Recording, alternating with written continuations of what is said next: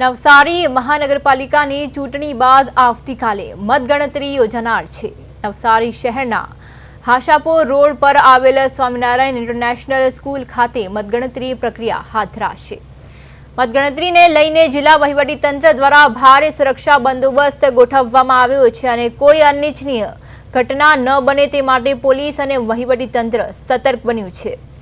નવસારી મહાનગરપાલિકાના કુલ 13 વોર્ડની મતગણતરી કરવામાં આવશે, જેમાં વોર્ડ નંબર 1 થી 4, 5 થી 9 અને 10 થી 13 સુધીની ગણતરી માટે અલગ અલગ ટેબલ ગોઠવવામાં આવ્યા છે।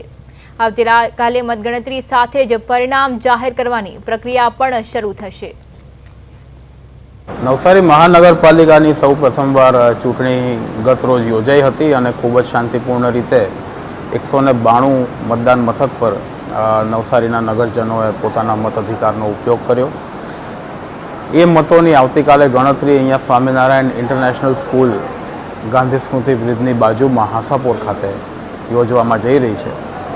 કુલ અમે 3 ચૂંટણી અધિકારીઓ છીએ, એટલે આ સ્કૂલ ખાતે 3 અલગ અલગ કાઉન્ટિંગ હોલ તૈયાર કરવામાં આવ્યા છે। વોર્ડ નંબર 1 થી 4નો ગણતરીનો હોલ અહીંયા ભોંયતળિયે ગ્રાઉન્ડ ફ્લોર પર છે। વોર્ડ નંબર 5 થી 8 માટેનો કાઉન્ટિંગ હોલ ફર્સ્ટ ફ્લોર પર અને વોર્ડ નંબર 9 થી 13 માટેનો કાઉન્ટિંગ હોલ સેકન્ડ ફ્લોર પર છે।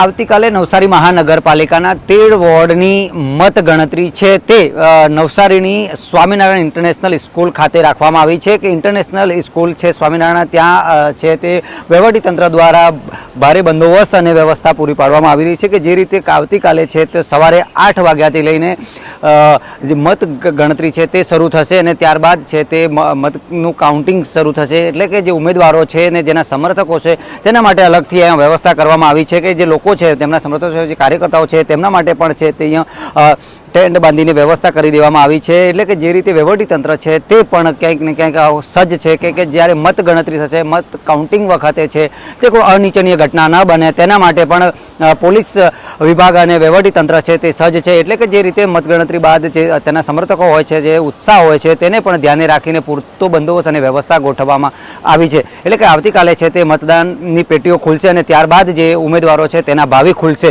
એટલે કે આવનારા જે મત ગણતરીમાં કયા લોકો અને કયા પક્ષના કેટલા ઉમેદવારો છે તે વિજય થશે આવતીકાલે જ તે ક્લિયર થશે। ભરત દેસાઈ, પ્રદેશ 24 ન્યૂઝ ગુજરાતી, નવસારી।